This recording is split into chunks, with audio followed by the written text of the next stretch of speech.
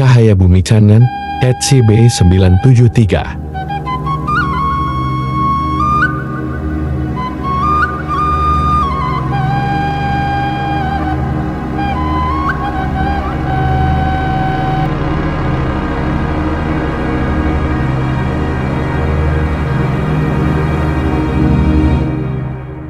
Halo sahabat, semoga kita semua dalam keadaan sehat dan dalam kebahagiaan. Video kali ini memuat seputar situs Gunung Padang di Cianjur, Jawa Barat. Akan tetapi, disuguhkan dari sisi mitologi, yakni layaknya banyak kisah yang diyakini di Nusantara. Karena meski bagaimanapun, tetap saja klaim-klaim dari sisi ilmiah sekalipun, tetap saja masih terdapat hal-hal yang menjadi misteri. So, tidak ada salahnya kali ini Mimin akan menyuguhkan informasi dari tutur para sepuh di Tatar Sunda atau Tanah Parahyangan. Pada periode tahun-tahun 1946 sampai tahun 1956,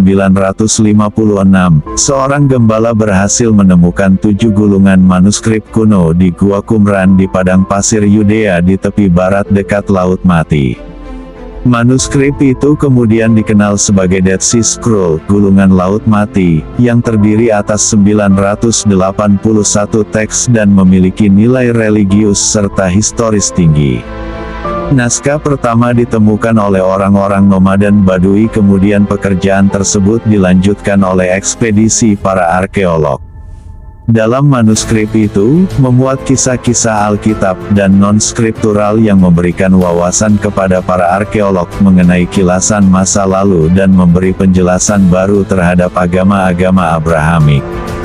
Fragmen-fragmen Dead Sea Scroll lalu difoto dengan kamera Alpha 12 Max, yang memiliki panjang gelombang cahaya berbeda sebanyak 28x, dan teknik ini telah berhasil mengungkap huruf atau kata-kata yang terhapus maupun yang rusak.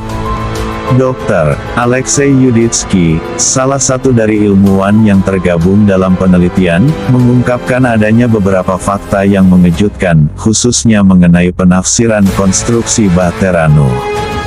Pada naskah yang dipelajarinya, didapati kata tambahan, Neesefet yang artinya berkumpul di samping kata ketinggian busur, maka hal ini menunjukkan bahwa rangka Bahtera Nuh mengerucut dalam bentuk piramida.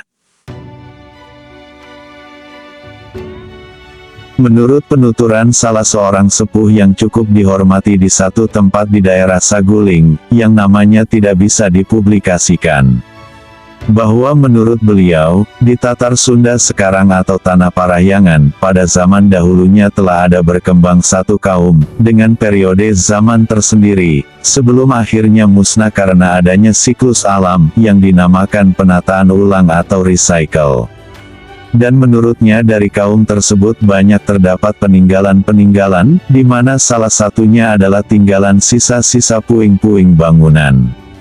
Dan seiring waktu, zaman berganti zaman, sisa-sisa bangunan tersebut ada juga yang dipergunakan oleh kehidupan kaum baru berikutnya.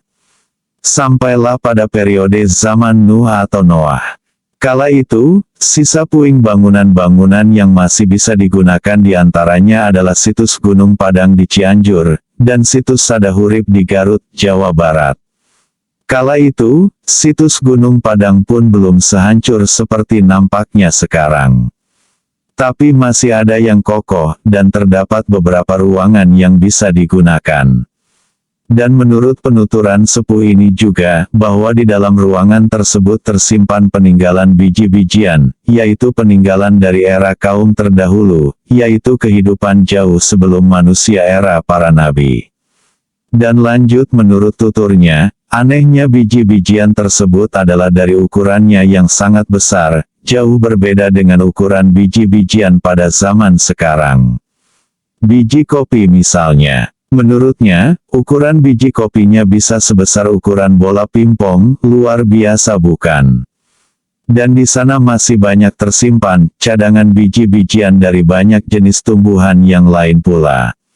Menurut keterangannya, pernah satu biji kopi yang beliau peroleh dari situs Gunung Padang tersebut, ia coba tanam dan berhasil tumbuh.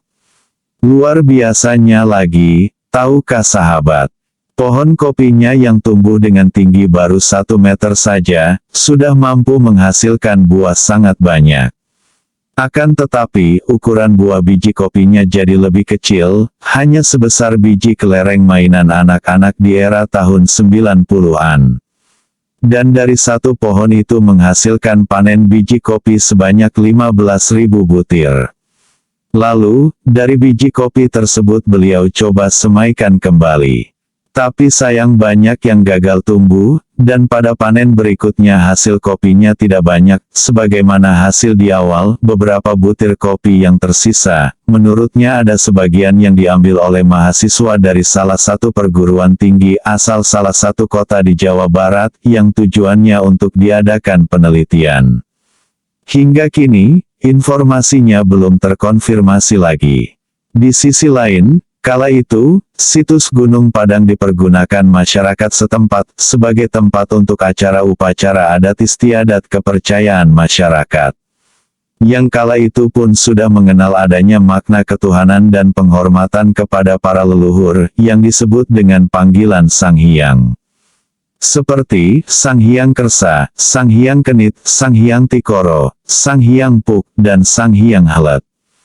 Perkembangan selanjutnya di zaman diutusnya para nabi, bangunan situs Gunung Padang dan situs Sadahurip pun telah menjadi misteri, karena sangat mungkin dari pergantian zaman ke zaman, telah membuatnya hancur atau terkubur oleh terjadinya bencana alam yang dahsyat.